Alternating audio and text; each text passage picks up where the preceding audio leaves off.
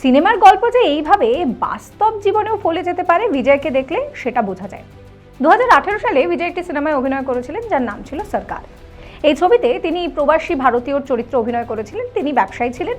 তিনি শুধুমাত্র ভোট দিতে আসেন এবং এসে দেখেন যে তার ভোট হয়ে গিয়েছে।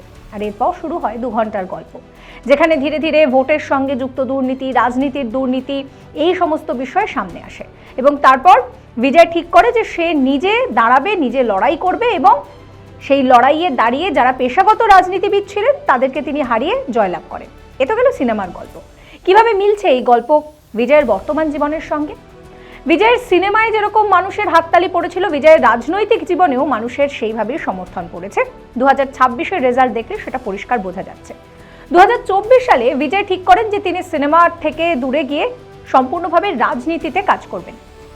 সেই মোতাবেক তিনি টিভিকে বলে একটি দল তৈরি করেন এবং সেই টিভিকে বলে দল এই নির্বাচনের আগে পর্যন্ত যা কিছু করেছে তা যে ভীষণভাবে বাস্তবিক তা নয়, কিন্তু আবার অবাস্তবিক সেটাও বলা যায় না।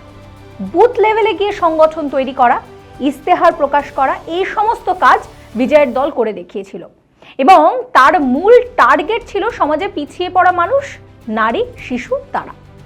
ঠিক যেভাবে সিনেমার গল্প এগিয়েছে দুর্নীতির বিরুদ্ধে লড়াই, বিজয়ের জীবনের গল্পও সেইভাবেই এগিয়েছে। এখানে ডিএমকে বা এডিএমকের মতন কোনো রকম কোনো দল তাকে সমর্থন করেনি, কোনো রাজনৈতিক দলের বড় ব্যাকআপ তার পিছনে ছিল না। শুধুমাত্র ছিল ইচ্ছে এবং সাধারণ মানুষকে কনভিন্স করার ক্ষমতা। ফলস্বরূপ যেটা দেখা গেল যে যখন কাউন্টিং হচ্ছে তখন শতাধিকেরও বেশি ভোটে বিজয়ের টিভিকে এগিয়ে, এবং তারপর তো আমরা ইতিহাসটা সবাই জানি যে কিভাবে পট পরিবর্তন হয়েছে। ডিএমকে, এডিএমকে তো একেবারে রাজনৈতিক যে বেঁচে থাকার যে চেষ্টা, সেই চেষ্টাটাই চালিয়ে গিয়েছে। এক্ষেত্রে দাঁড়িয়ে বিজয়ের সিনেমা যেরকমভাবে প্রশংসিত হয়েছে, ঠিক একইভাবে রাজনীতির ক্ষেত্রেও সেই জিনিসটা হয়েছে। এই যে টিভিকে এই 2 বছর ধরে এমনভাবে প্রচার করেছে যে দেখা গেল সাধারণ মানুষ ভোট কেন্দ্রে অনেক সকাল থেকে লাইন দিয়েছে।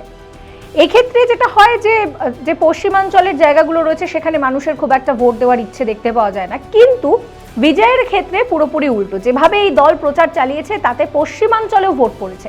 মূলত সার্বিক ভোট চিত্র যদি আমরা দেখি তাহলে প্রায় 85% ভোট পড়েছে, যা এই নির্বাচনের ইতিহাসে সত্যি নজিরবিহীন। এইভাবেই পর্দার সরকার বর্তমানেও সত্যি সরকার হয়ে উঠেছে। সমস্ত খবরের আপডেটের জন্য আপনাদের নজর থাকুক সংবাদপ্রতিদিন.in।